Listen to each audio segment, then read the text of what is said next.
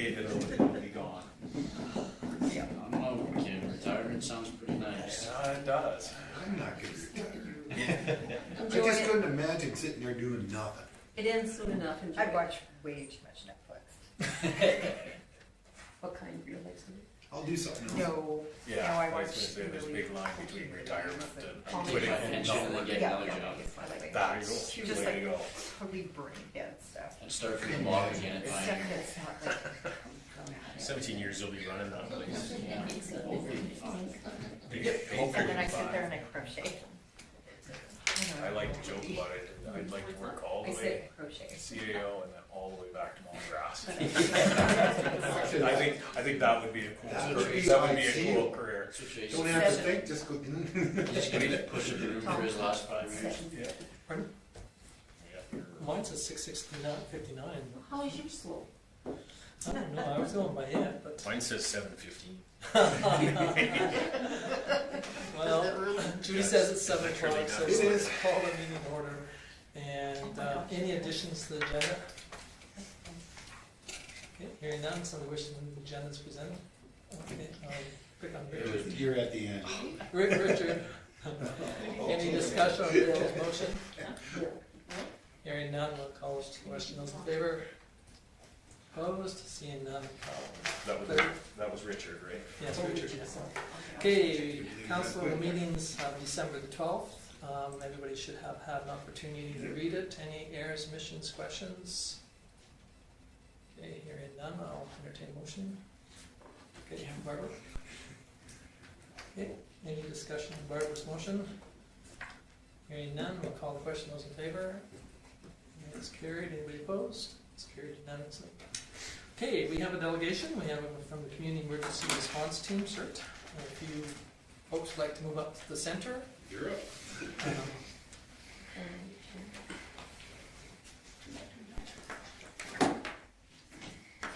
Here, and I do have the information that I can put up behind as well that you sent us, so council has seen all of that. Yeah, Yeah, we received have it it. right here. Okay, so the floor is yours. 15 minutes and Thank you. Good evening, everybody. My name is Gary Swanepoel. I've been with Bridges and Law for the last couple of months as a project coordinator, and we are finally moving into the communities, rural communities. Now, we are backed by the government for a program called CERT. It's Community Emergency Response, and we are basically teaching volunteers and equipping them with the basic needs that they need to help.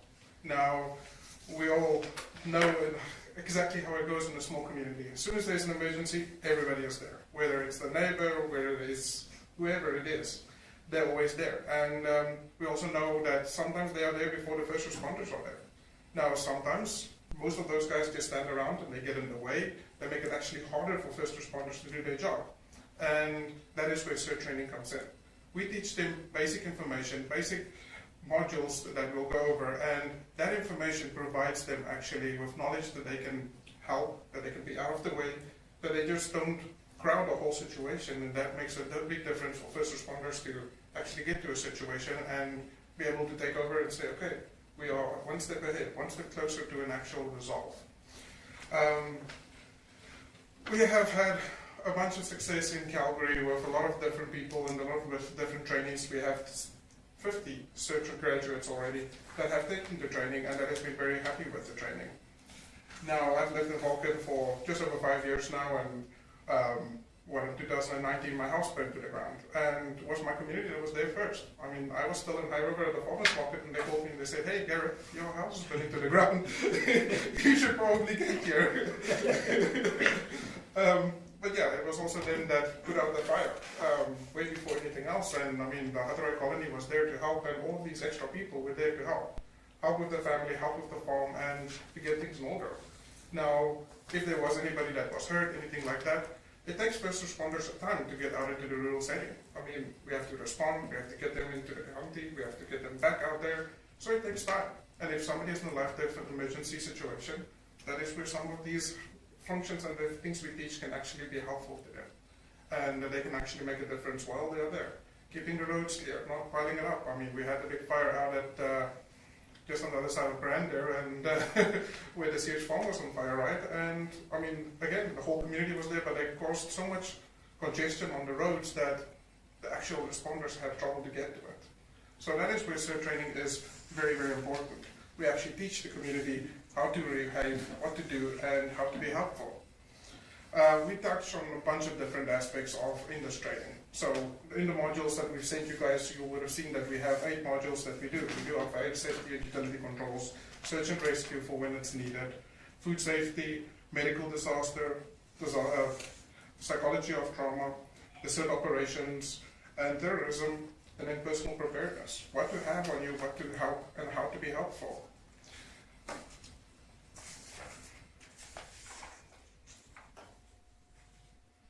CERT training is taught by professionals. So we have first responders that is teaching these modules. It's not just somebody that made them all up. CERT has been in the US for a number of years. So we took the same principle from there and then implemented and changed it to be worthwhile in Canada, to be effective and viable for us. So we went to the fire chief, we went to the RCMP chiefs, and they said, well, we would be willing to teach this. So we have all of these professionals in their field that is actually teaching the community how to be helpful while they're in the field. These guys know what they need in the field that can be helpful to them. And that is where CERT is so important. I mean, it is a program that is going to be making lives easier, not just for first responders, but for the community. If there is a disaster, we have somebody that can respond, that has some basic training, and they are able to actually make a difference before first responders get there, in a way that first responders would actually appreciate. Which was fine.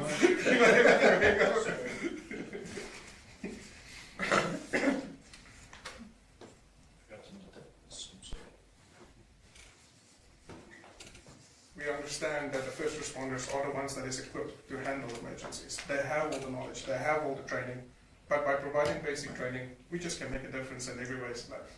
It basically becomes neighbors helping neighbors, which is an important step.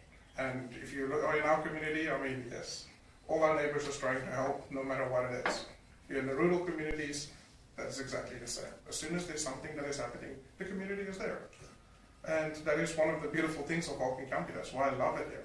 But it also makes a lot of people in a situation where they can endanger themselves, where they can endanger others, and with a little bit of basic training, we can actually get members of the community that knows what to do, how to react, and that makes a difference. That saves lives.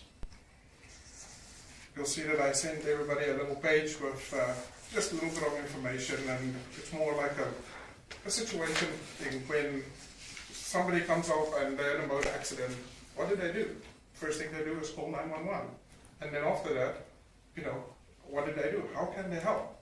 And most of these guys have a CERT back, they're equipped, and they are ready to help. So they know what to do. They can do basic life things, and that is what's going to make a difference in the community. Well, that's what we've seen. We've seen it when we had the floods. We've seen it in a lot of different situations where the community comes together to stand together. Now come the big thing. What are we requiring from you guys? Now, we know that the community members follow the leaders. The leaders of the community is the ones that basically acknowledge a program, and that is what the community is going to follow. If you don't have the backing of the council and the leaders in the community, then at the end of the day, it's not even worthwhile to implement the program because it's not going to be viable. The people is going to react exactly the way the council will. So that is why we came to the council. We submitted all the information to you guys on what our program provides, how it can help the community, and why it is important to have a program like that in place. And why we are also here to talk to you guys, to show you that we are trying to follow the right steps and to get the council on board, because those are the most important things. If we can have a council on board, and that way we can actually get the community on board, and they will actually follow through on the train. I'll put it over to Marco, and she will handle any questions if you might have any. Well, we want to thank you very much for having us this evening. It is something that's relatively new to Canada, even though CERT's been in the States since 1985. It is still not really known. So we felt that people are going to be coming to the leaders of the community that they trust already. They've voted you as leaders in their community. So when they hear Bridges of Love, which they probably have not heard of either, and then CERT training, they'll come to you and they'll say, what do you think of this? Is it something that we should take, or Do you support it, or what do you think? So this is why we're trying to educate the people that are the leaders, so that when they do come to you, you can honestly say, yes, we've heard from the horse's mouth, we know what it's all about, and you either believe in it or you don't believe in it, and this is what we're trying to garner support, so that you're not left wondering what is coming to your town. And we, as Garrett said, we have done this in Calgary. Bridges of Love has been around, we're in our 20th year, so we're not brand new, but CERT has been around since just after the flood. I took the training from SEMA in Calgary, and then implemented the training shortly after that in Calgary. And so we're now just with a grant from the Alberta government, the Civil Society grant, that's given us funding to hire our first staff member, and we're very thankful to have Garrett, who's filled in a lot of blanks for us. So it's been helpful to be able to have a younger perspective, somebody who's good in social media and different things that he brings to the table that we haven't had before. But we have a year and 3 months left of the grant, so we have a lot of work ahead of us. We're supposed to cover all of Alberta. You're our first this is our first summit, and I just wanted to, I don't know if you've seen our poster yet, but our first event is coming on the end of January, the 27th. And we always start out with a keynote speaker, and this year we're very pleased to have Leanne Hackman-Carty, who I guess helped a lot in High River during the flood, and she's has written a book, Master Your Disaster, and she'll be talking about fostering disaster resilience on the Friday evening. And anybody can come to that, they don't have to take the training. It's $20 at the door if they want to come and just hear her. And then the CERT training starts the next Saturday. We have 4 modules on each Saturday, and for 2 Saturdays you cover the 8 modules.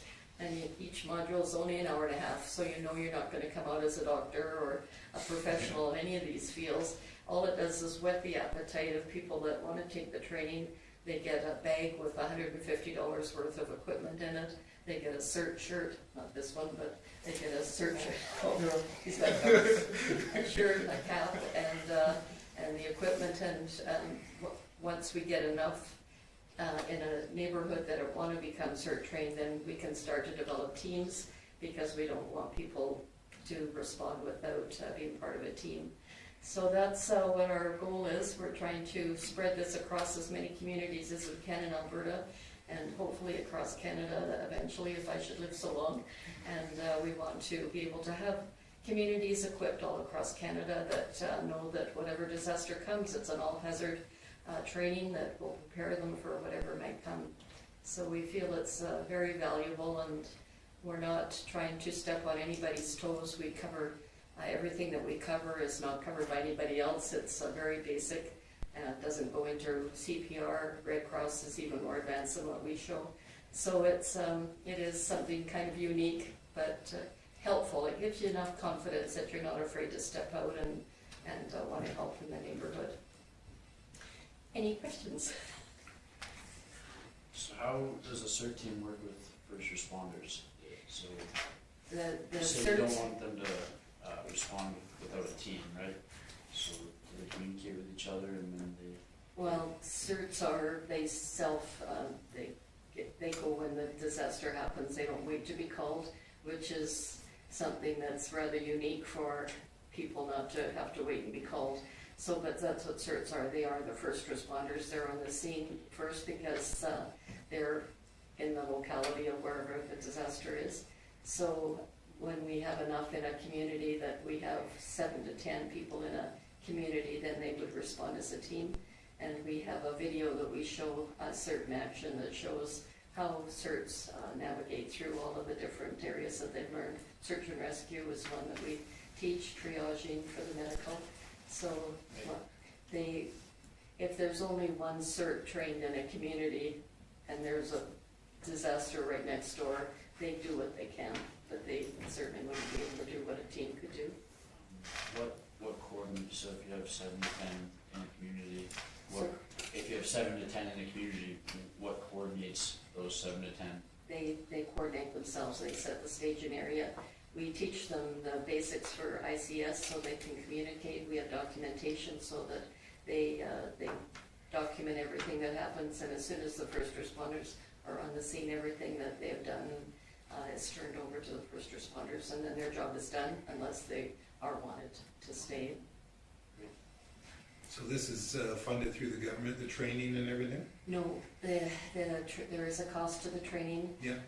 The money that we've received goes for the work that we do. Okay, yeah, And Garrett mainly. yeah, But, the cost for adult is $199. okay, For 2 days. It includes all their food, and the CERT bag, which is, Garrett Yeah. added up, it costs $150 for just the bag and the contents. And then the shirt and cap Yeah. and certificate. They get a photo ID card so that when they go to an incident, they can show that they're credentialed, that they aren't just somebody off the street, that they do have the basic training. go ahead. Is there any liability associated with the CERT responder? Well, we have had insurance. We haven't, when COVID hit, when we weren't doing any training, we didn't keep the insurance on.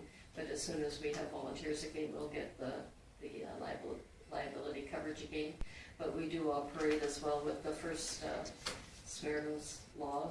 I don't think it's called that in Alberta, but you're covered as long as you stay within the parameters of what you're trained to do. And we stress in our every module, we stress that what you can't do as much as what you can do. We don't want anybody stepping out of the training that they're given. Any other questions? Is there a retraining, like, you might not have an emergency for 10 years, do you have retraining set up and all that as well, or? Well, we haven't had to yet, but Yeah, I think it's something, I know CERT US does have a retraining that Okay. they offer, but we haven't had to use that. We're Yeah. just happy to get them once, not twice. But that's a very good idea, that we Yeah. should have that even for the CERTs that were trained when we first started, and it's been 8 years now since the Yeah. flood, so they probably would feel a need for that. yeah. Any other questions? Well, we'll forward this on to our group that looks after our emergency services too, and so that, we'll push it out.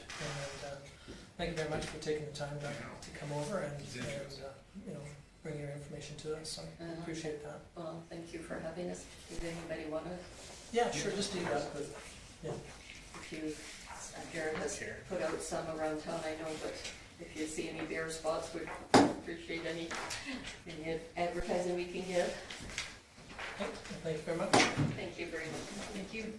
Thank you. Thanks, guys. Thank you.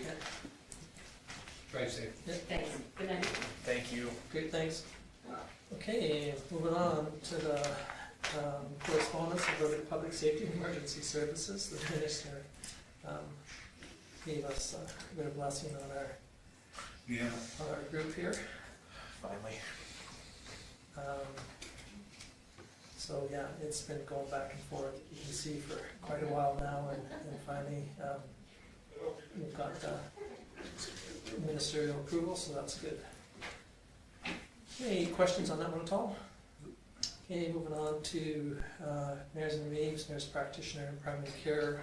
There was a letter sent to the minister, and the minister answered, and so you can see where his answers to the primary care network and the nurse practitioner information. I think we're going to see more and more push towards these in our municipalities, nurse practitioners, so I think that they're finding that a lot of the advantages to a holistic philosophy out there is great. So. Any questions on that one? Okay, moving on to town of Fort Macleod, Alberta Police Service letter. He wrote a letter to they wrote a letter to the minister, and there's his response back to him, and it also went to the Mayors and Reeves, because that's where they also sent a letter to. So. I find that interesting when they say no decisions have been made yet, but I mean, through the process it sounded like nobody was really in favor of it, but then when we heard from the government, they figured everyone was in favor of it. Yeah, I'm not sure where they're doing their polling, but obviously they're not in the They fooled AMA, me. or the AM or the RMA categories. I think they're polling somewhere else, but again, I'm not sure exactly where, but anyway, that was the response and reply. And there's another one that came just from Vauxhall again. They sent another letter to the minister too, through Mayors and Reeves, of their disappointment with the direction that they're going. And then the next one was the EMS service board or services in Bow Island. I did have a discussion with the mayor from Bow Island, Miss Gordon Reynolds, about it, what we were doing and how, we saw a bit of an improvement and how things are happening. But right now there is a big upheaval in EMS with in the department itself. A couple people that were there before are not there anymore. So I think we're going to see some things changing drastically in that one. But again, when farther down, or when we get into Peter's reply, it'd be kind of nice to know how many first responses we've done for the whole year. I mean, we've seen it monthly. I guess we could go back in there and calculate it out too, but it would be nice so that when we get hit up, we know what, as a municipality, what it costs us as a municipality per se to do a first response, type thing. So it might be something that we sort of call. That's right. I think it was on the CBC website. They showed a list of the names of people at Alberta Health Services that had been cast away, I guess would be the word, and what they earned a year. And I was shocked by that, how much these people were making. Yeah, unfortunately, that's the problem. Unfortunately, you can flood them, and that's what everybody's been trying to do. And but it is disappointing to see what some of the costs are for the middle management. In my opinion, they're making that much, they better be doing a damn good job, so. And that's the idea, is keeping the carrot in front of the horse, so they keep going after it, but unfortunately, got a dead horse. So anyway, I think we're going to see some more changes depending on what happens in May Yeah. too. I think Yeah. that, everybody's kind of sitting on pins and needles and waiting to see what's going to happen in May again, with the election coming up, and hopefully, it doesn't look as though, Dr. John Cowell or their group or ride the pine until after May. They're doing pushing and shoving right now, so I think that either way, and there has been a bit of a discussion. That's what happened at the Mayors and Reeves too, is a discussion that sometimes, and we always argue about it, is that there are times when you have to blow the system up before you see a change in it, and I know that's not always fair, and because there's lots of casualties when you blow something up, but it seems though that that's what the push is right now, is to either correct it or else it's going to have an implosion, whether it's an implosion or explosion, I'm not sure which one. But anyway, there are lots of letters being written anyway in with EMS service. Anything else on Gordon Reynolds' letter? Okay, if not, we'll move on to SouthGrow's. So again, SouthGrow's, their monthly reports there for everybody to read. Do you guys get this too, Cole?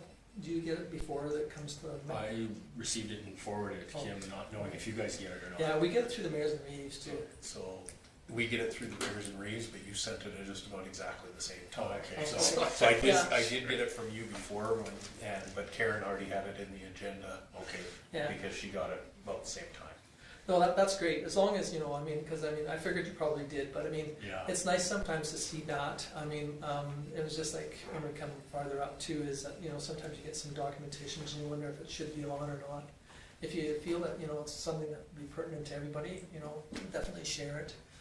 It's something that we, put a little bit of money towards, but it's nice to see, so. Yeah.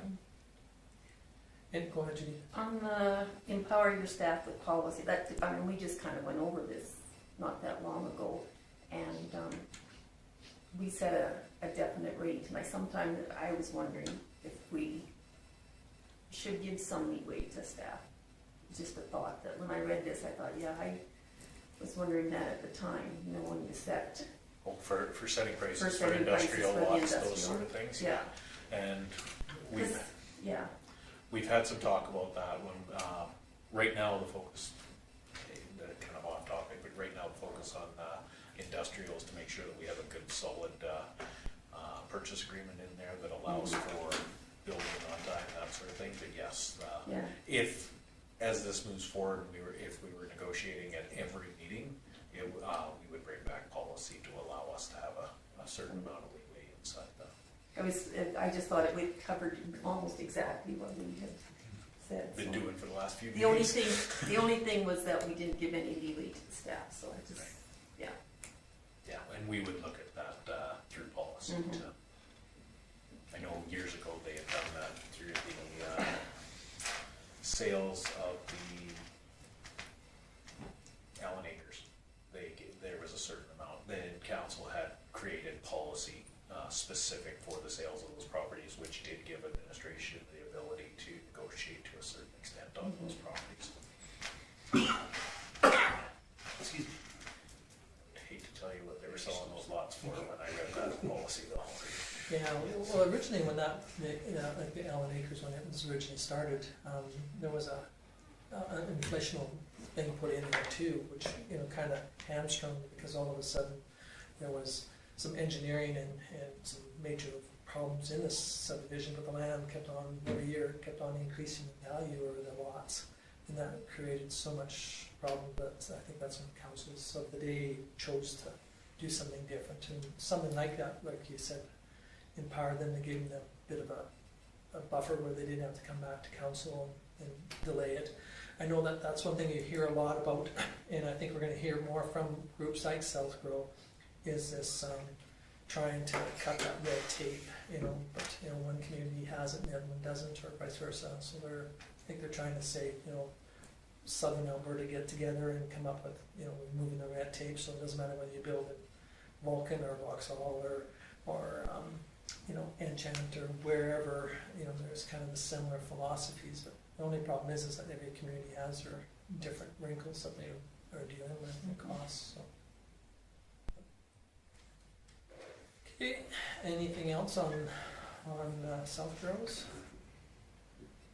Nice to see them going after the twinning of number 3 now. Yeah, that came up big time in if we move on to the next one, which is Grant Hunter's report. That one came with Mayors and Reeves, and again, you know, that was one of the key things is that the Premier appointed the Deputy Premier to sit on that and deal with it and say you gotta, and that's, I can't think of his name right at the moment, but he sits on that group to try and move that project forward.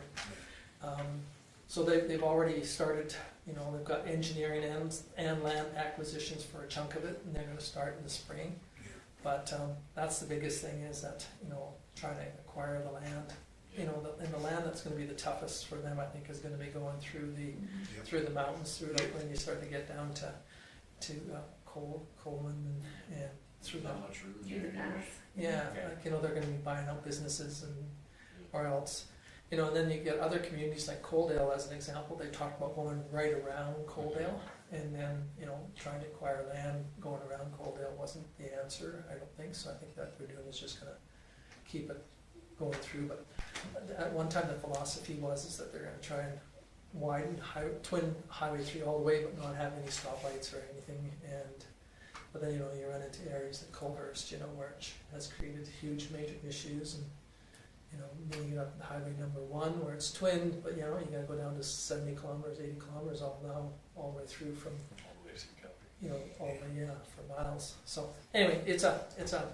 huge issue, but you're right, Richard, it's kinda nice to see Highway 3. And so that was a document that was added to Mayors and Reeves, or sent out to Mayors and Reeves, and I asked Kim and Karen to have it added to it, and so hopefully you guys get something out of it, but he's one of the few ministers, and he was even great when he was in opposition to, you know, coming and bringing forward lots of information, and he's usually there just about every meeting, and usually gets beat up pretty good by the, the group to, whether you agree with something that the government's doing or not doing, or the speeds or not speeds, so. It's because he was the red tape minister for a little while. He was, yeah, and he also sat on Treasury too, so. I thought there was a lot of good information in here. I found it quite interesting. The one thing that kind of is worrisome to me through places like FCSS is that digital strategy online. Because a lot of people who are needy and need the services at FCSS do not have access to computers and online documents, and they're finding an overload of people coming into places like FCSS, and I'm sure there's more. You probably yourself, and having to fill out these forms for people, and so they need to have, it seems like they're taking people out of offices, and I have a concern with that. Sometimes you need people to be able to sit down without taking away from our communities dealing with our own situations. Yeah, and I think that we're going to see more of, unfortunately, whether we call it the downloading, where the government used to have places all over, and so on one hand we have concerns about the cost factors of what these people are being paid to do these jobs, and yet now all of a sudden we're downloading it onto the municipality, and again FCS as a prime example, or where you're seeing more and more load being put onto them in the libraries, and yet on one hand you got municipalities that are thinking that the regional library system isn't the way to go, so it's kind of hard. Yeah. I also liked how they want to protect the farmer more too, so that's kind of. All those darn farmers, they don't need it. Oh, white people should not be able to get on and go get squatters' rights for sitting somewhere that you hardly ever go to, and all of a sudden you lost your land and you're paying taxes on. Yeah. That's why they Or when you die, then the government just takes it over. If you're liberal. Okay, anything else on grant hunters? Okay, hearing none, somebody wish to, okay, Judy, file a question. It's this week. You caught Will looking at the screen. Yeah. Judy moves that we file a correspondence. Any discussion on Judy's motion? Hearing none, we'll call the question in favor. Anybody opposed? That's carried unanimously. This next one has 4 motions. So, yeah. This next one has 4 motions with it, Will. You got a good Let's see if we chance. can keep Phil at home. Okay, so this one here is quite straightforward. It's something we do every year for those newer members. Again, that's just saw it last year for the first time. So we'll catch Phil on the first one. But anyway, this is an opportunity to. Yeah. So really, we haven't changed much. As past councillors know, we did raise it up for cash value when we were doing the pool. We're back down now, so we maintain about a $400,000 line of credit plus the credit cards on top of that. And that's our municipal borrowing. On wood, we used to keep $400,000 because, of course, we don't collect tax until June. But now that we're on tips, we actually have a steady cash flow year round. But we've maintained that $400,000 just as a line of credit in case something happens where we don't have money enough in contingency or something like that. So You don't pay anything until you use it, right? no, just like line of credit for Okay. business. And because this is a borrowing bylaw for just a year-long term and it's an ongoing, and we do the bylaw every year, you don't need to advertise it, those sort of things, because you're not taking long-term terms to it. No question, Judy? So this does include the borrowing bylaw here, does include the line of credit and MasterCard, because it didn't say specifically, so I was just wondering if it, Yes, Did. I didn't I know if that believe was we our put- loans, that 413. yeah, no, I believe we put it in the top. In the letter, but not. Yeah, so rated, it's the operating credit facility, and the Alberta Business MasterCard is under, Oh, okay, whereas I the missed council that. of the town of Alton and the province of Alberta considers it necessary to borrow certain sums of money for the purpose Yeah. of, and it's our operating credit facility and Alberta Business for MasterCard. some reason I missed that line, thank you. That's what you pay me. Okay, cool. Could I give first reading? Oh, you sure can. Oh, Oh, just despite, well,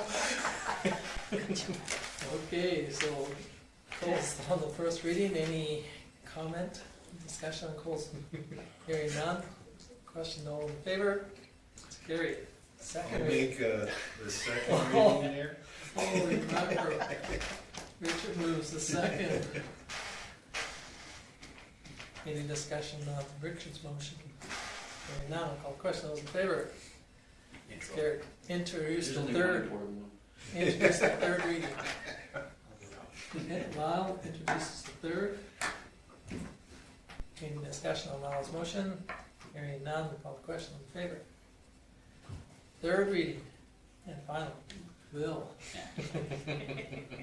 Nobody else even stuck up their hand. Any discussion on Will's motion for a third and final reading? Hearing none, I'll call the question, those in favor? Anybody opposed? Seeing none, carried unanimously. Okay, moving on to disposal of municipal documents. Council remembers this from last year. Every year we have retention of our documents as per our policies. Monica goes through all of our documents, gets everything ready, and we bring in Lethbridge Mobile Shredding once a year to do the shredding for us. It does, as per our policy and our bylaw, it does require a motion from council, so you're basically doing it on what is presented, and it's the 2015 calendar year for the minimum 7-year retention for the following files and documents from 2010 with a minimum of 12-year, and those are those listed. It's pretty straightforward. We do send everything for shredding, but we also do to keep digital copies for perpetuity on a lot of this, just in case we do want to go back. But I'll move that. Okay, Judy moves it. Any discussion on Judy's motion? Go ahead. I brought this up before, just because we do not have like Lethbridge is our closest shredding place. service. So for small businesses who have like a box or two to shred each year, for them to take them away up to Lethbridge, I was just wondering if there's some way like a small business could piggyback. We have talked about that, and ideally, when we originally started the conversation, I believe it was when the chamber was still fairly active, and we were going to try to do that through them. Right now, it would just be through word of mouth when we do it. We have lots inside where we always make sure that councilors that have stuff in their committees and that just let us know. We keep our bins going at all times. So like if Somebody drops off a small box of, we would just add it to our. or any committees that have stuff that they can. Yeah. Yeah, absolutely. We have former councillors that bring in binders a couple of years after the end of their term, that'll turn it over, and that's all we do, is put it through our shredding program. Yeah. And then also for the businesses too, like the hospital has a shredder come in once a week. So I'm sure that if you caught them at the same time, you could probably piggyback in on. I know the hospital, the shredder comes once a week. You'll see them in there. So, but I do appreciate what you're saying, and I know one business that shreds their business files every year or two, and they have arrangements on getting a hold of one of the accounting firms and see when they're doing it and piggyback on them too. I'm not sure. I believe they might call so that they don't pay mileage at the same time as their trucks are coming. Yeah, I would think that's probably the wisest, and I think that's what you're trying to get at, is that, for them to come out just to do a couple boxes, it's not economical, but if they could piggyback on somebody else. I don't know what the county does, I don't know how often they're shredding theirs. They used to have the contracted service, so they have the shredding boxes all through their building where anybody can just drop shredded, documents to be shredded, but I don't know if they still do that service. Okay. But it's a good point though, Lyle, I mean, we can should maybe look more into it too. Okay, anything else on disposal of our municipal documents? Hearing none, I'll call the question in favor. Opposed, it's carried unanimously. Do you mind if I shut Gabby's radio up? Pardon? Do you mind if I shut Gabby's radio up? Not at all.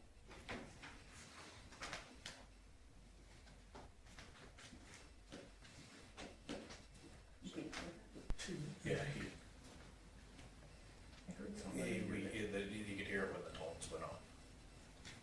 thought maybe that was the one that was in your office, you were No, scanning. that again. one's been turned off for an awful long time. Scanning again, so. No. Those ones in my office don't scan anything anymore. Yeah, probably not.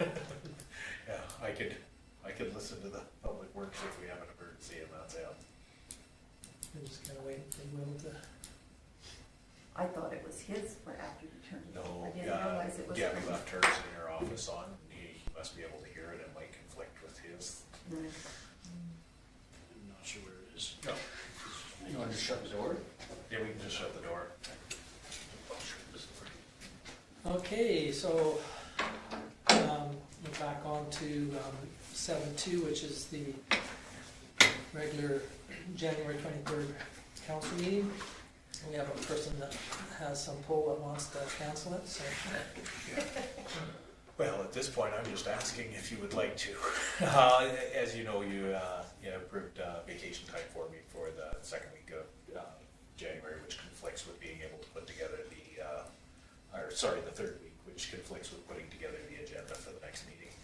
We could have the meeting when I get back. There wouldn't be anything on the agenda unless you guys bring it forward. So really what we've done this in the past. This is the first time that I've asked, but we've done this in the past when it conflicts with the old AUMA conference, things like that, where you just cancel the meeting outright and then acknowledge that if you have a special meeting, if anything emergent comes up, and then any new business would be moved to, in this case, it would be the February 13th meeting. Okay, so we need a motion to, oh, Will. I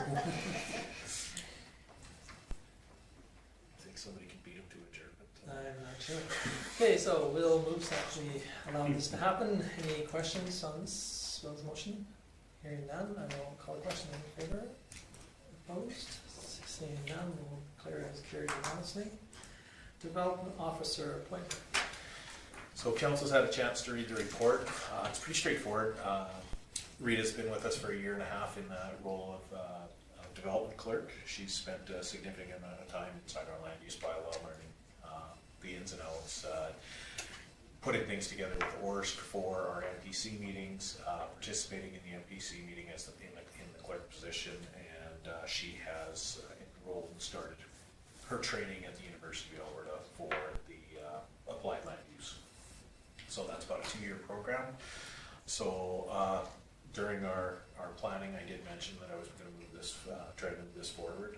I also brought it to the MPC, who had been receiving the reports from Rita for the last year, and they have made motion to support my recommendation to appoint her as development officer. So the appointment of a development officer will give her the authority to act as an officer for the town of Vulcan, to be able to sign off on the documents that would normally have to wait for myself to sign off. By default, if you don't have a development officer appointed, then I, as the CEO, will fall in that position. So this will allow her to move some of the document forward a little bit easier, and again, puts her in a role that really helps separate if somebody does have an issue between administration and the development officer.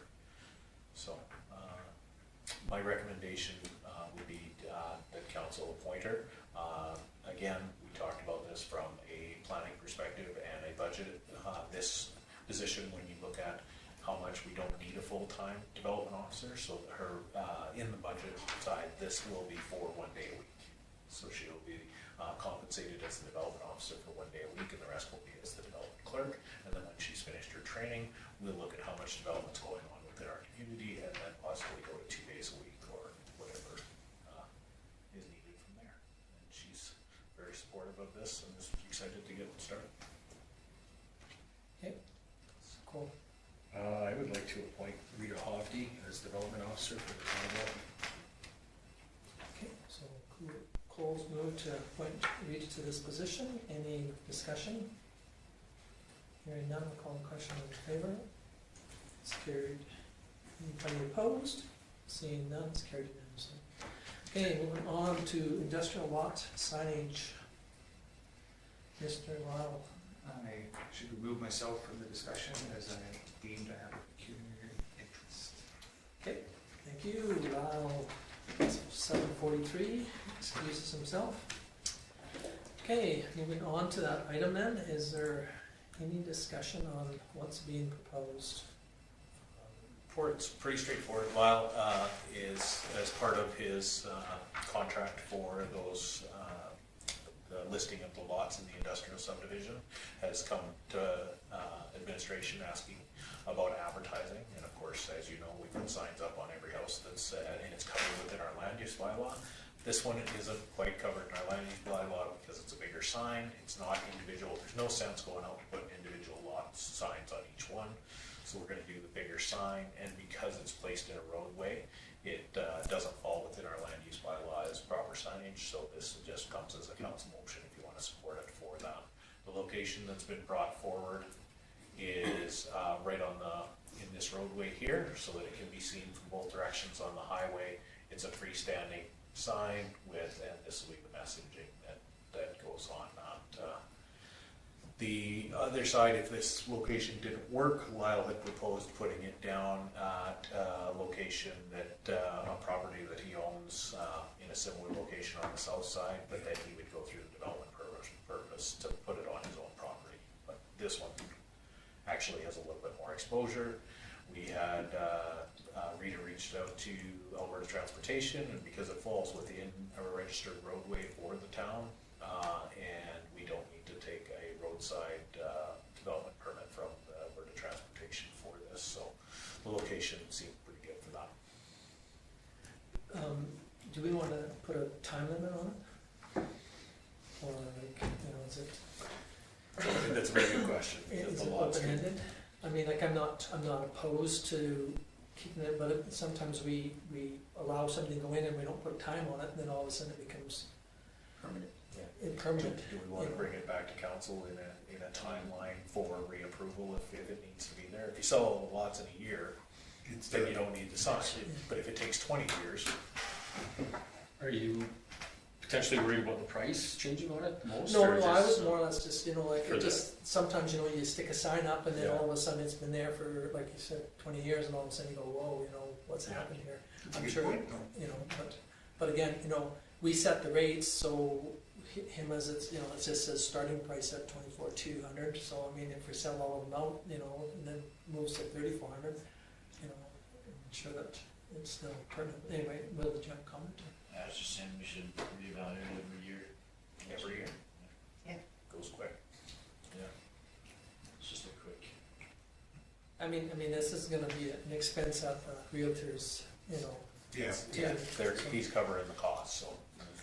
Yeah, it's not costing us anything other than the location, but that's the only thing that, you kind of wonder is that, Costs us 3% per lot. well, only when he sells it though. If he doesn't sell it, it doesn't cost us a cent. I'm really happy there's advertising there, because I've had a lot of people ask me about it, and even suggest, why are you guys advertising? And I think Well, if you go on the real estate thing, in their MLS, they're all listed too, which is great, kind of what my rebuttal to that was. Yeah. No, I appreciate it. I just meant it as is that it's not like it's not being Yeah, advertised. for sure. he asked me about lots today, he said, how big are they? I said, I think they're acre. He said, I'm looking for about 5. I said, well, you could go into the town office, Yeah. talk to Rita, she'll give you a layout of everything. Well, there are some bigger ones too, on Yeah. lots and stuff, but, and again, because we didn't service each lot separately, it's quite easy to amalgamate 2 or 3 lots like Darwin did, Yeah. or some of the other ones did. And, Exactly. But you'd be surprised how much interest is sparked by a sign that you see visually as you yeah. drive by it, because you're not necessarily looking for it, but, oh, look at that. Makes sense Gets for the a wheels, reason. gets the wheels turning, Yeah. you drive by it every day. So, Okay, so- the recommendation was, for, the way that it was written was, that council approved Magnuson Realty's, request to install a standard portable sign as presented on the Northwest Boulevard of Service Road North at the intersection of Second Street Northeast, to be renewed on, you could throw out that amendment to be renewed on an annual or biannual basis if you, Or revisited, Yeah, because we're not renewing it, are we? to be brought back for. Or, yeah, renewal. we brought that. okay, any thoughts on that? Is that agreement? You want it every year? Well, 2 years doesn't matter. Just enough time will stay there, but not enough time that it's gonna sit there for no reason for, yeah, I mean, he would take it down the shirt. Yeah, because it's at his expense, because he has to pay for the signage, so. How much time do we have left on council? Well, and that's a thing, thing to keep in mind. You guys know how the stuff that we have to do annually, how repetitive it gets, so, you may, a year goes by quick when you're talking Yeah. about things like this, so maybe 2 years is enough. Somebody willing to make a motion and put in the time limit? Make it 2 year motion. Okay, so Bill moves this with a 2-year time. Oh, yeah. I'm open to it, please. Just to be reviewed in 2 years. Yeah, to be reviewed in 2 years. Okay, any discussion on Will's motion? Hearing none, we'll call your question. Those in favor? Anybody opposed? That is carried. You wanna? I just wanna be, we're not, well, we didn't just make it so it's to apply every 2 years to, really bring it to council every 2 years, right? Yeah, He'll just have to come back to be reviewed. Yeah. So allow us back in at 7:50. According to my call. at 7:50. Probably 7:51 by James. I think it's 8:05. 7:50. Mine says 7:50. Anyway, moving on to the committee reports. Municipal Planning Commission, which was updated. That came in today. I do apologize for those that read their agenda on Friday. It's okay, I read mine a couple hours ago.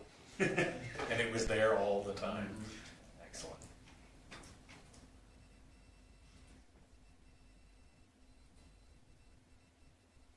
Okay, any discussion on anything to do with that one? Okay, if not, we'll move on to the Mayor's and Reeves minutes of December the 2nd.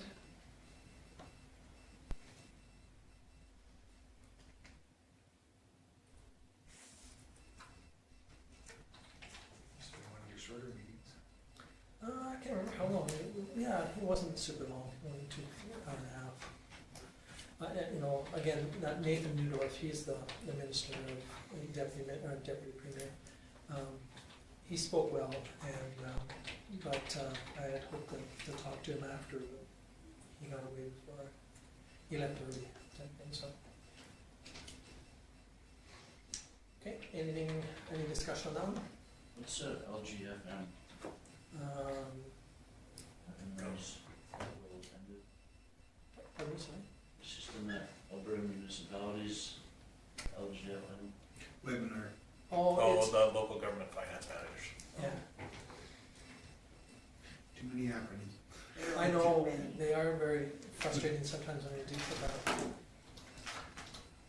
Only when you belong to one that you don't remember. Yeah. Okay, no questions on any of those two? Somebody wish to move them for? Okay, Barbara? Any discussion on Barbara's motion? Hearing none, we'll call the question. In favor? Anybody opposed? So it's carried unanimously. Okay, moving on to council reports. Councilor Magnus. I attended the MPC meeting on January 3rd, which we just, 2 minutes. It's the only meeting I had. Friday evening, I went to the Legion, and Mayor was there as well for the retirement party for Sergeant Troy Dobson. That was well attended. And one other thing of note, I'm not sure if everyone had heard it, but Councillor Moore-Coffey posted on Facebook podcast, Conan O'Brien podcast of Jill from Vulcan. Was on the podcast, and Mr. O'Brien said he might come to Vulcan. Oh, And I thought, well, for Spock days, he and his crew, one of his guys is a Star Trek fan. He might get beat up if he's here. Thought, well, that would be great publicity if we had Conan O'Brien and his crew here. Maybe they'd even do a podcast or something here. So I know and talking with Councillor Dunham, the Calgary Stampede, there's another celebrity there that we'd like to get for that as well, so might need to discuss that with our, Community services manager. yeah. But that's all I have at this point. Okay, any questions from Al? If not, thank you, Councilor Bo. I really didn't have any meetings as of late. Like I was mentioning earlier, one fellow was asking about the lots. Just basic inquiries about council and had a couple comments about taxes, but the standard, you know, nothing major.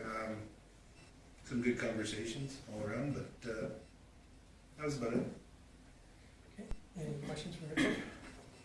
Hearing none, thank you, sir. Moving on to Councilor Smith. I have not had a single meeting since our last meeting due to Christmas and everything. Everyone takes a break. Had some good conversations with community members as well.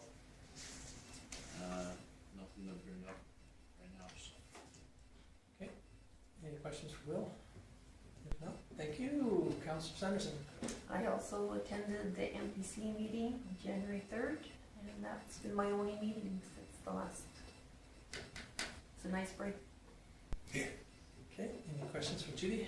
You sure that's it? Okay, thank you. Moving on to Councilor Moore Coffee. I too had no meetings and enjoyed my break.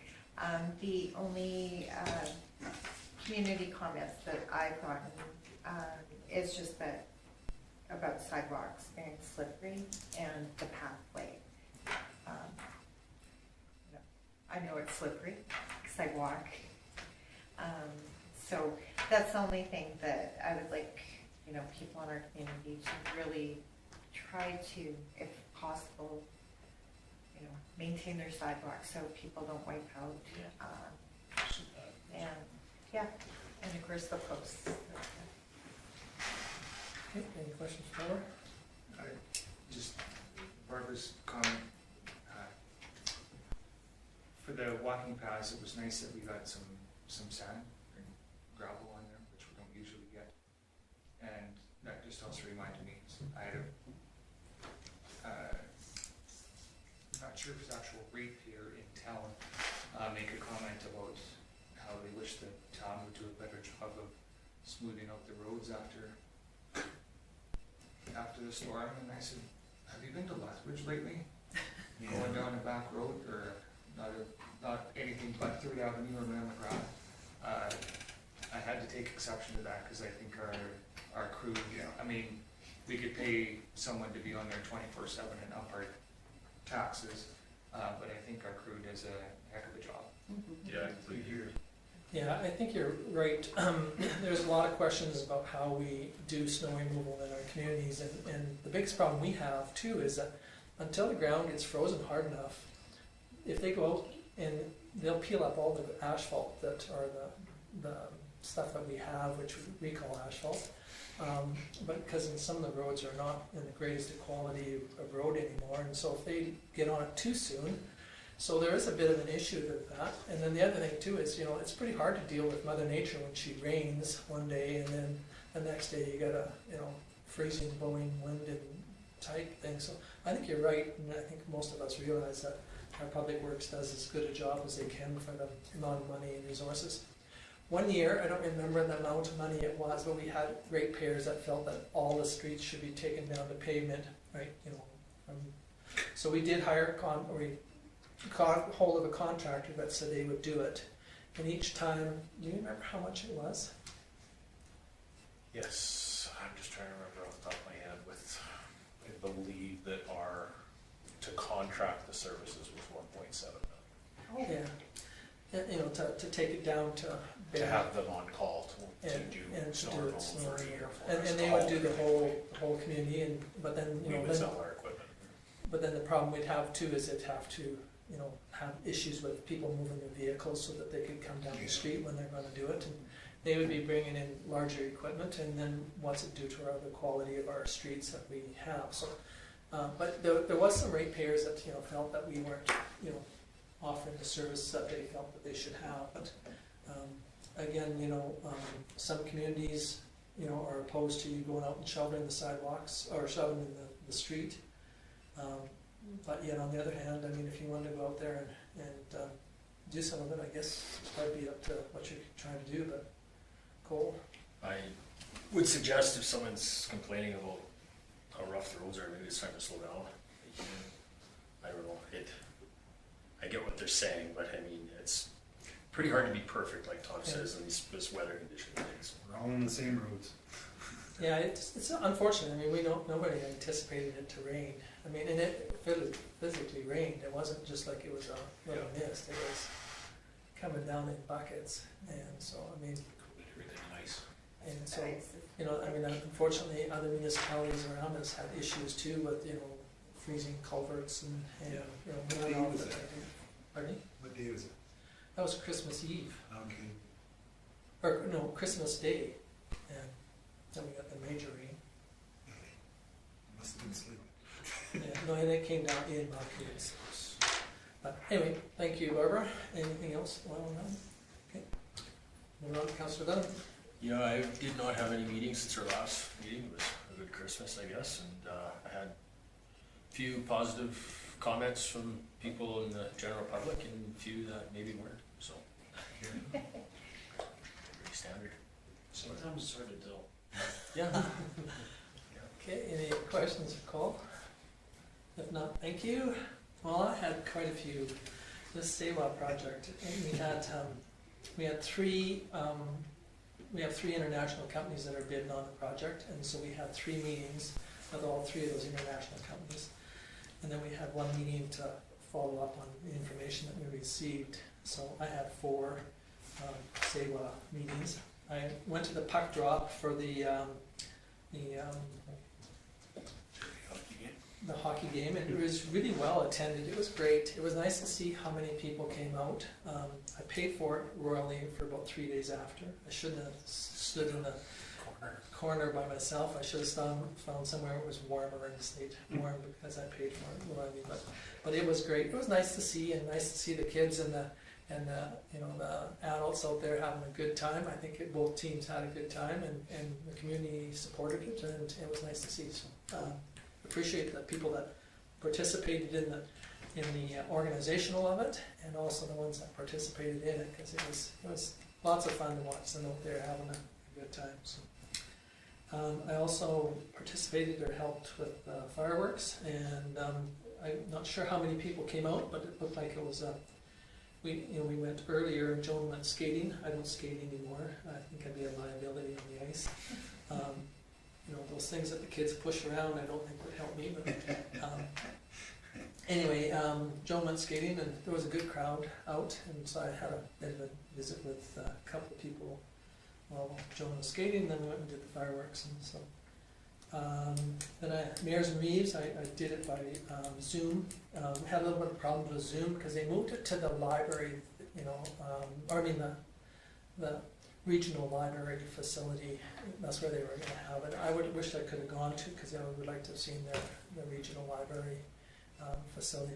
There's one municipality that's having major questions of whether they should be funding the regional library services or not. They're not sure if they get any bang for the buck. But and again, I can't figure it out. Maybe it's something I talked about. Kim talked about his son not liking math class.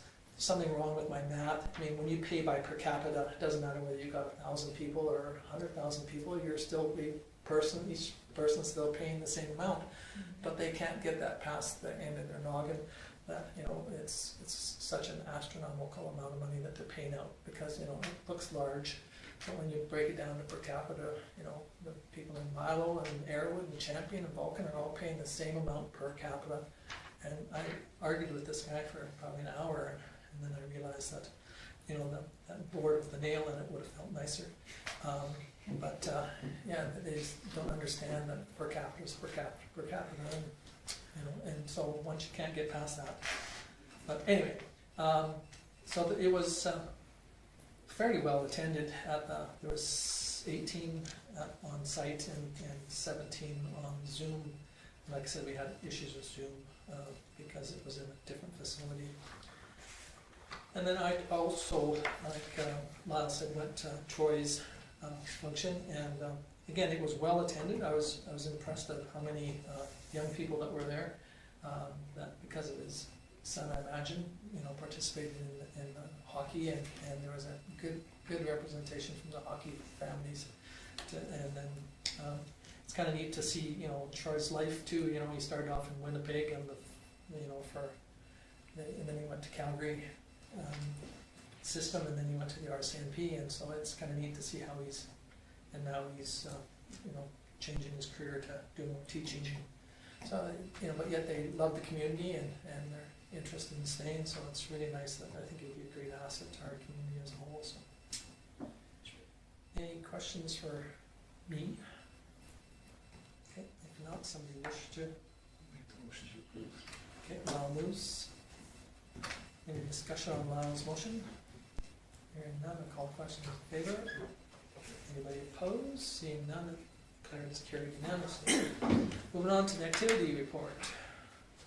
So council's had a chance to review the report. Of course, it was a fairly long break, so we did kind of accomplish everything from the last meeting. Even with the vacation time that I did take. So unless there's any questions on any outstanding items, I'll be able to touch on a couple of them in my CAO report. Okay, any questions on? Okay, if not, we'll move on to the CEO's part then. So when I returned, first thing I got back, met with the Ag Society to review the lease again. That fell through to something that didn't make my report, but I'll report to council on it verbally now and add it to my next report. I met with Northman Company today to do the revisions. It looks like we're going to be able to, he had them populated back to me by the end of the day, so I'm going to be getting it out this week to the Ag Society, and we'll just go back and forth. Really, the revisions are pretty simple at this point now. Now it's just catching making sure that the wording's clear enough for. It is sometimes a struggle when you are having a lawyer put together a lease agreement because it's not always as plain language as you would like it to be. So sometimes you ask for things to be simpler, and then it gets. You ask for it to be simpler, but you want it to cover broad spectrum. To cover the broad spectrum on a legal standpoint needs 2 paragraphs of words that. So, but we're getting there. So I guess is what I'd really like to get at. Attended the MPC follow up. I've been working with Lyle for the industrial lot advertising. Haven't heard back from the QP. They haven't got all the amendments done yet, so still waiting for that back so that Tom and I can sign off on that. Been working with Christine Holmes. He did, thank goodness, took a break for the Christmas vacation, so our vacations kind of overlapped each other, so I did get a little bit of a reprieve, but he's come up with another idea that he wants to try to move forward. And, it looks pretty good, so I'm going to be able to sit down with him later this week and hopefully be able to hammer out some of the details on that. Drafted a letter to the Water Commission, had a brief conversation with Kathy, and I believe she was going to send that out to the board members. I don't know if it went out before Christmas or not, but that was all sent out before that. We have a meeting on the 17th. Excellent, okay. Also worked with our community services manager to make sure that everything got off to the county before the end of the year for our rec programming for the first part of this year. And so Chris was able to get that over there by the 15th, and I see that the county's added it to their agenda to appoint 2 members to a rec board. I believe Josh Shumscheid and Troy Dobson actually are the ones that they're looking at appointing on Wednesdays. So that would be good. That kind of moves that forward. We'll be able to sit down. Chris is really looking forward to sitting down with them and going through that and stuff. So, and I've reviewed his presentation. It all looks real good. It's pretty straightforward, and hopefully will be pretty easy to move forward with. Not much for council inquiries, just a couple IT things, and, yeah, the rest is, I was away obviously for 2 weeks in there, so almost 3, so. Did you get back from SEMA? I did, 6:30 today, and I will email it out to and I guess I can do that as part of this report. So, SEMA, a lot of their staff was gone through the Christmas break. I followed up when I got back, and they told me that they would give me a report. I was able to I was on the phone for 2 hours with Harlan today, and he said that I said I was going to council tonight. I'd like to be able to give you an update. They gave us a report. I will email it all to council. It really went through who's responsible for what. They are, as far as the funding on the for the extra work for the engineers by going into the new year. They're saying that they don't think they're going to use that money, but they wanted us to be in transparency. They wanted us to be aware that it could go over budget. So they don't think it will, but it's. I got it at 6:30, so I gave it a quick read while I was putting my suit back on. So I will send it off either the end of the night tonight to you guys to read. You can read it at the same time I do, or tomorrow morning. And basically just tried to answer your questions, and that's so yes.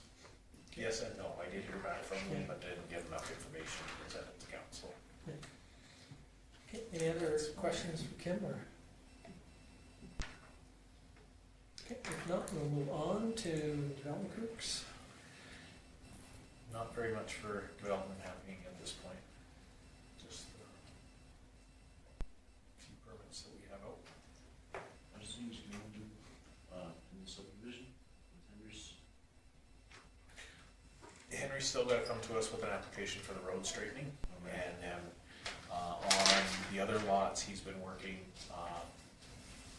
He's got a plan for about an 800 square foot walkout, and that he's trying to put a plan together, kind of focusing what looks like, not to go too far into it because we are in a public meeting, but focusing a lot on snowbird and snowbird retention in our community. So Okay, I don't want to ruin his presentation when it does come. move on to public works.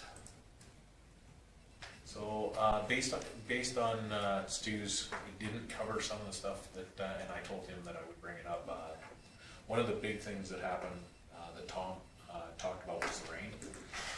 The rain caused a significant amount of work for Public Works, just trying to keep up, and they did things outside their normal scope. So normally we don't go sand on people's personal property, those sort of things.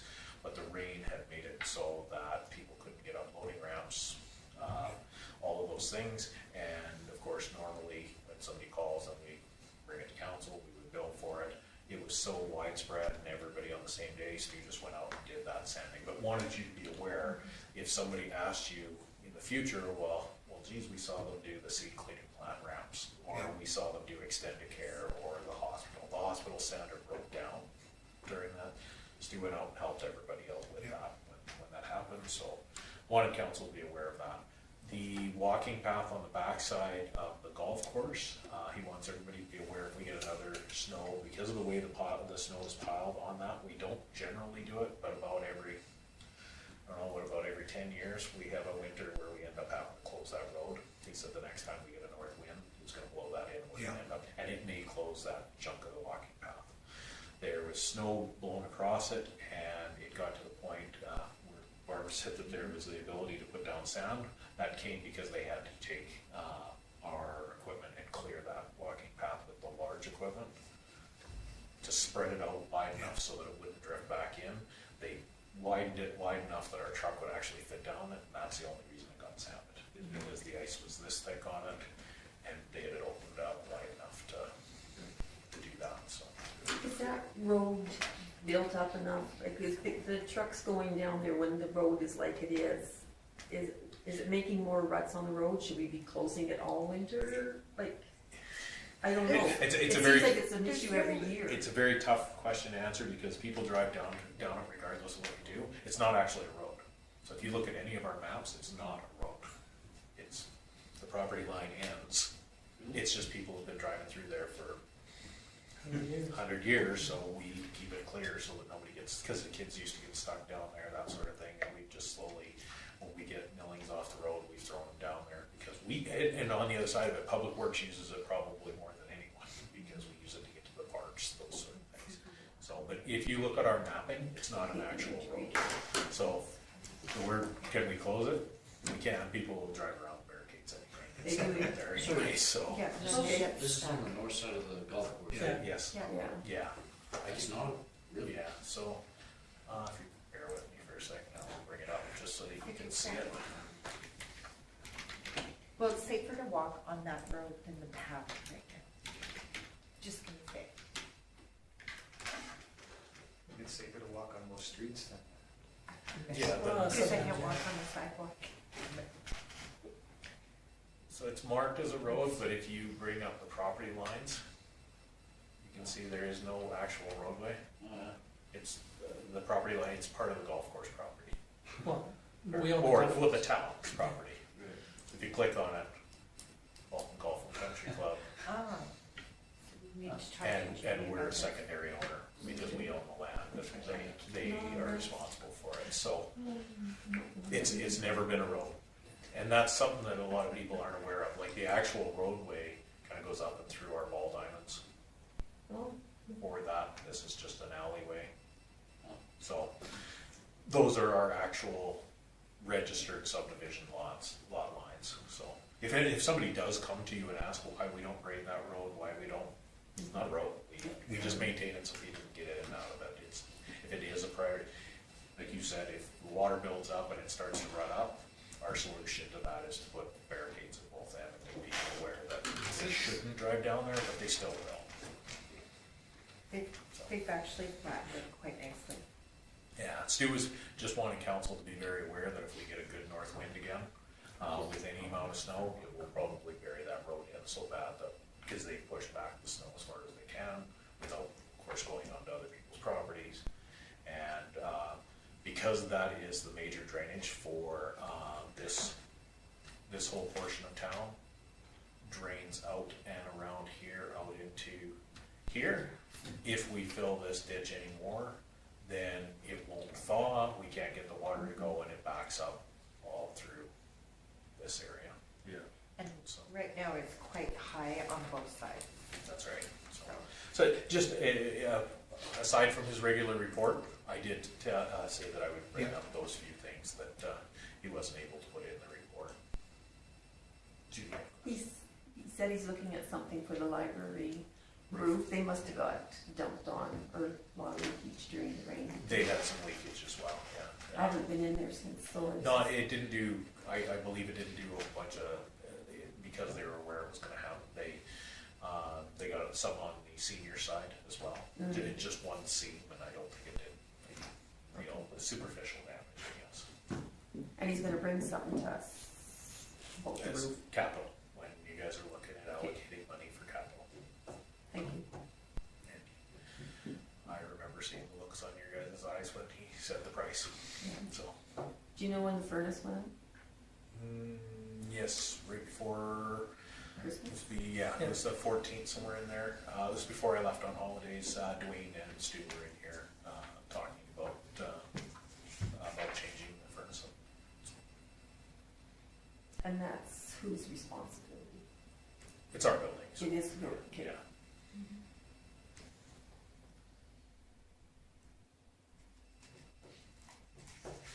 And the Zamboni, we are, I should call it a Zamboni, the ice resurfacer. He heard it was in a C10 at the border, so it's here. Of course, it'll have to get to Big Hill, be PDI'd, the whole thing, brought out. So we're not sure when exactly it will be on site. He's working with roads to get the electrical side of things done, and Chris is going to, when we talk to the rec board, when they get the county rec board in place, he's going to have a conversation of whether they would like to have a discussion about asking county council if they would like to contribute to the capital costs of that, so he knows all the background that will go along with that, because council had that conversation that when it comes, discuss it with the county. So, Yeah, the fundraisers, there was a couple people thought that the one that was there was the new one. Oh. Well, that means we kept it in good shape for the Yeah. last 20 years.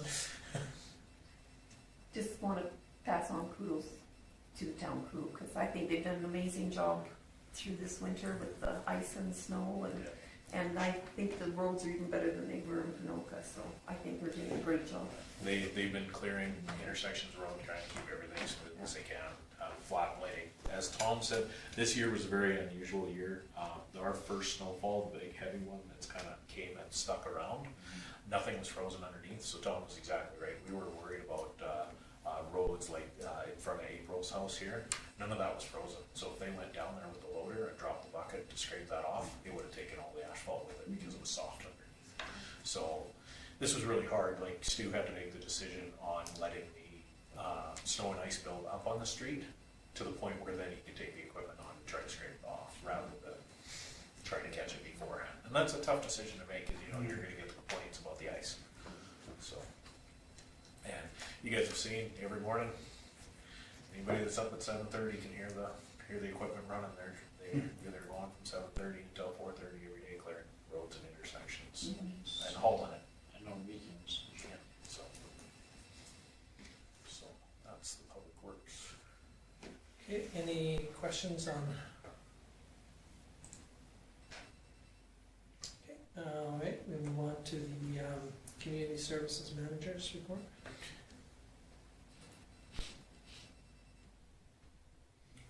I really like his reports, you know, just, there's a lot of information there, good information, like this power bill thing, it just, Yeah. you know, that gives you a real look at what it's costing.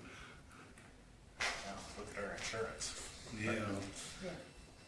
Just one comment, I was pretty pleased with the amount of money they raised at that hockey game. Yeah. To almost get $10,000 Yeah. is pretty big. So I don't know, there's rumors that maybe the Farmers will have a team in next year, and if that's true, I'm guaranteeing we're gonna beat that. Won't win the game, but we'll beat the record. If the Farmers play, are you gonna be able to stand on the bench?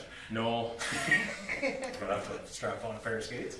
I could have a big ego and put a C on my jersey like the other guys do. We did now. For Cole? Yeah, for goal. We did give Chris quite a hard time that if he would have, it was fine that he got a goal with a breakaway once, but when he got his second breakaway, if he would have scored again, he would have wanted to start playing hockey full time again. So it was probably a good thing he only got the one. Yeah. So, but no, he's been getting a lot of comments about that, the participation in that event, and aside from his job, he helped out quite a bit with the Yeah. organization. So that's a great event. It was great.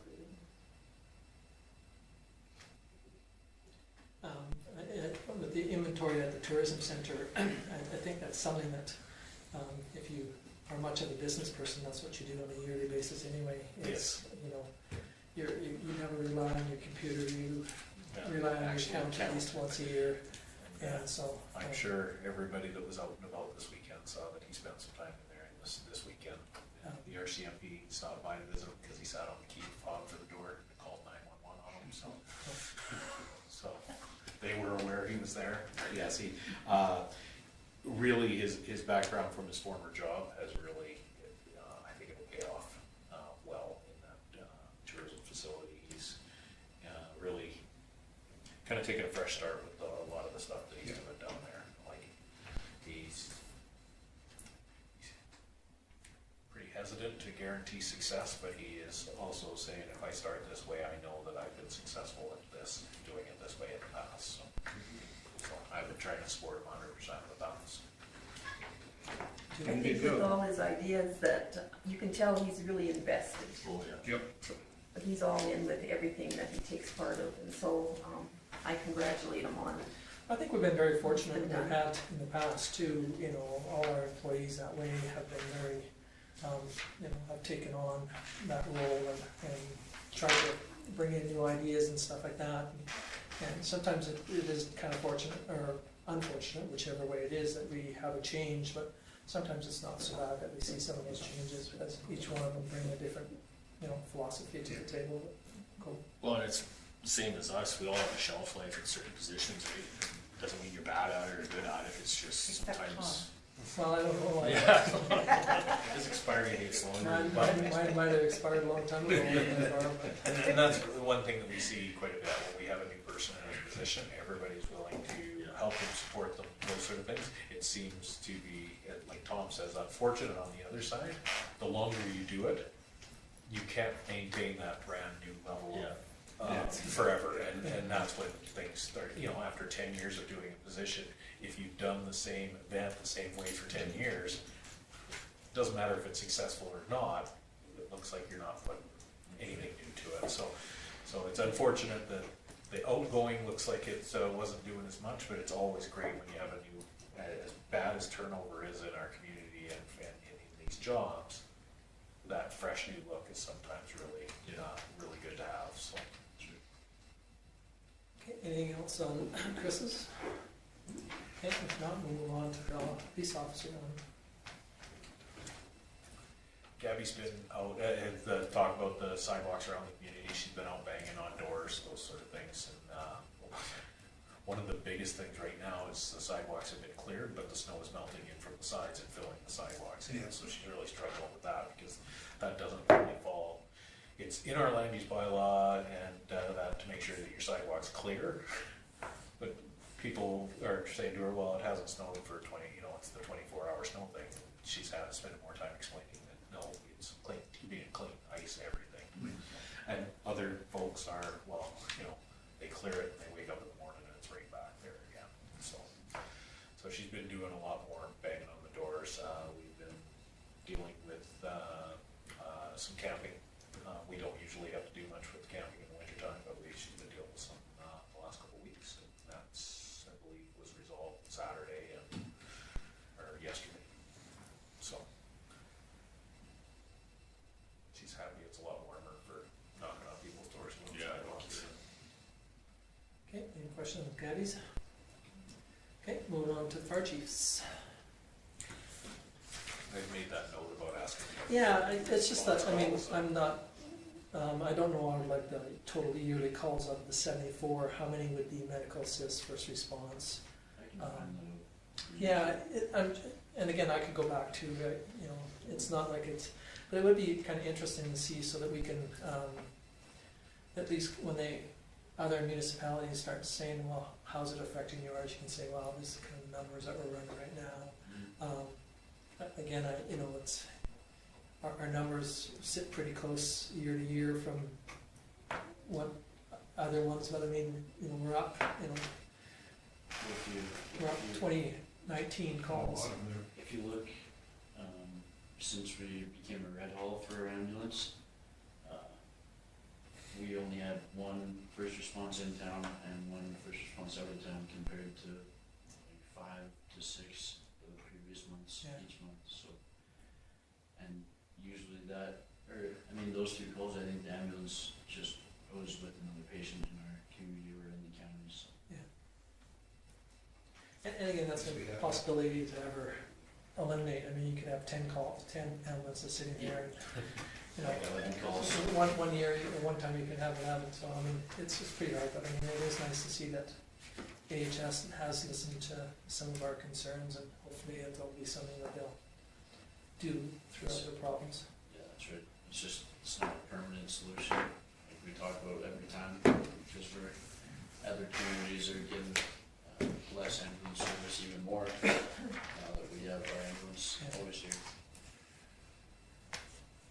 Okay, so any questions on Peters? Okay, if not, we need somebody to move the administration reports. Ooh, gosh, I'll pick Judy. Any discussion on Judy's motion? Hearing none, I call the question in favor. Anyone opposed? I'll make a motion that we adjourn.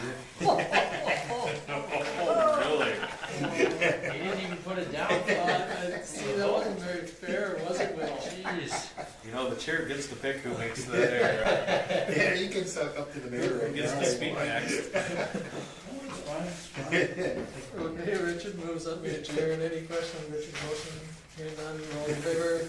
I should have opposed. You should have. Okay, thank you, everybody.